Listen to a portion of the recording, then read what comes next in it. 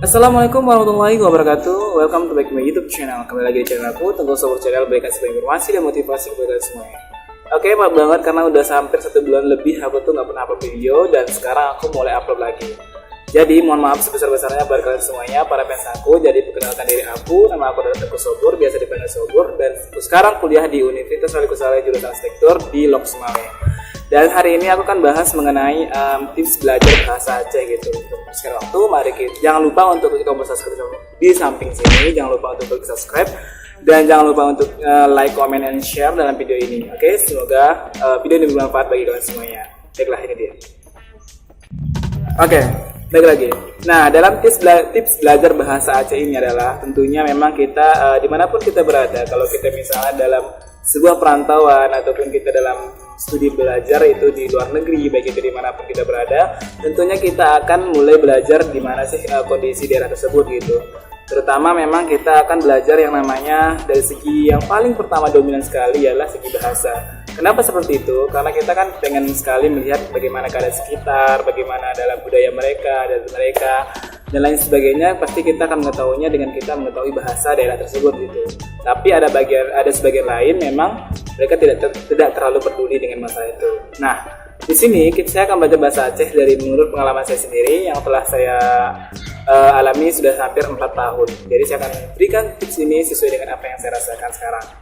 Jadi saya akan berikan tips ini pada semuanya bagaimana saya bisa belajar bahasa Aceh. Tapi enggak lancar terkari, tidak terlalu lancar. Alhamdulillah bisa paham apa yang orang Aceh bilang ke saya. Insya Allah saya sudah bisa gitu. Dan walaupun ya sedikit belajar bahasa Acehnya. Oke, langsung yang pertama. Dalam belajar bahasa Aceh ialah tentunya kita tidak mengetahui semuanya itu daerah Aceh ya guys ya, dengan bahasa-bahasa mereka gitu. Contohnya seperti saya sendiri itu berasal dari Aceh Singkil. Kalian tahu kan Aceh Singkil itu juga perbatasan Medan dan tidak dominan di situ belajar bahasa Aceh gitu. Dan dominan lebih bahasa kayak Batak gitu. Dan selanjutnya ialah dalam belajar bahasa Aceh tentu kita akan banyak mempelajari bagaimana sih cara belajar bahasa Aceh ini. Sebenarnya lu hana tebu berhaba bahasa Acehnya. Insyaallah lu merno bahasa Aceh dengan orang-orang yang lain, tapi lah baca yang itu orang lain insyaallah lanjut. Tapi nyo baga-baga tar berhaba insyaallah mau hana lanjut, manteng lanjut bahasa Acehnya. Begini ya. Jadi yang pertama adalah untuk tipsnya itu kita harus berinteraksi. Kenapa harus berinteraksi? Karena dimanapun kita berada, kalau kita tidak interaksi kepada orang lain, kepada orang banyak, maka kita akan kaku, tidak akan melekat di dalam otak kita gitu untuk kita belajar apapun yang kita pelajari gitu. Interaksi dengan orang lain, baik itu orang tua, anak-anak, dewasa, remaja dan sebagainya, kita harus berbicara dengan mereka. You know that? Oke, yang kedua adalah kita harus mendengarkan apa yang mereka baca, apa yang mereka katakan gitu, seperti itu maksudnya. Nah, dengan mendengar ini kita akan memahami. Contohnya, selanjutnya itu, itu artinya jangan. Habis itu, pokoknya seperti itulah. Kadang pajubu, kadang merno gitu. Seperti itulah kita akan mengetahuinya dari bahasa-bahasa Aceh dasar yang kita pelajari. Dan selanjutnya adalah setelah mendengar kita harus memahami apa yang mereka katakan gitu. Dalam memahami ini, kadang kan setelah kita mengetahui yang namanya bahasa Aceh, kita akan seperti gimana ya guys?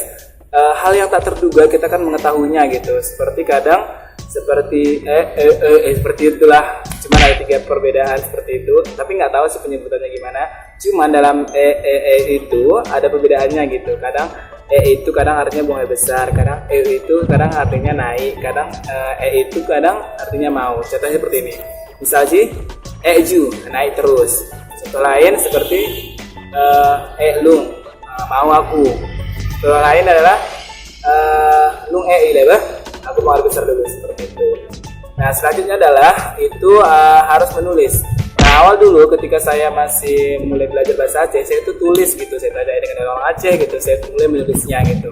Contohnya, oh neja gitu. Kadang kan, oh kamu mau pergi kemana gitu. Terus kawan-kawan yang bahasa Aceh itu mengisi gitu, oh neja gitu.